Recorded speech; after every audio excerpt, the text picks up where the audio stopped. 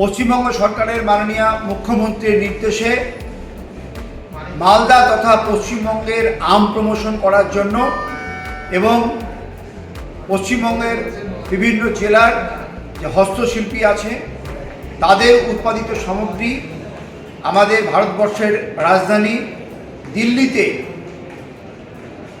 Marketing করার জন্য আজকে রেসিডেন্সিয়াল কমিশনার আমাদের পশ্চিমবঙ্গ সরকারের উদ্যোগ গ্রহণ করেছেন এবং বিভিন্ন দপ্তর, হর্টিকালচার ডিপার্টমেন্ট, এমএসএমই ডিপার্টমেন্ট, বিভিন্ন দপ্তর থেকে সহযোগিতা নিয়ে আজকে আমাদের মালদা ম্যাঙ্গো মার্চেন্ট অ্যাসোসিয়েশনের পক্ষ থেকে আজকে এই আমমেলাতে আমরা অংশগ্রহণ করেছি। আমাদের পশ্চিমবঙ্গ সরকারের রেসিডেন্সিয়াল কমিশনার মেলার উদ্বোধন করলেন এবং বিভিন্ন জেলার আম এখানে এসছে। মালদা জেলার বিশ্বখ্যাত যে 3টে প্রজাতির আম, সেই প্রজাতির আম আমরা ইতিমধ্যে দিল্লির আজকের এই আম উৎসব মেলাতে আমরা উপস্থিত হয়েছি।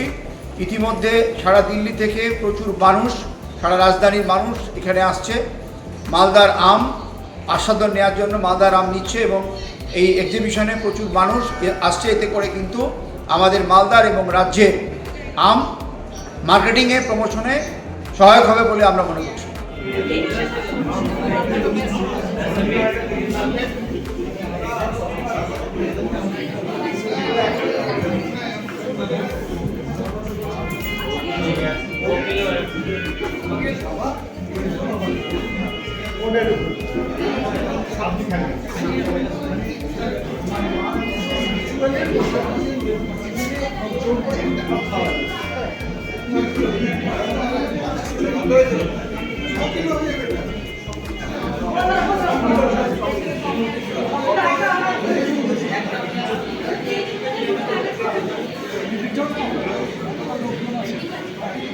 আমি গিয়ে স্ট্যান্ড করছি।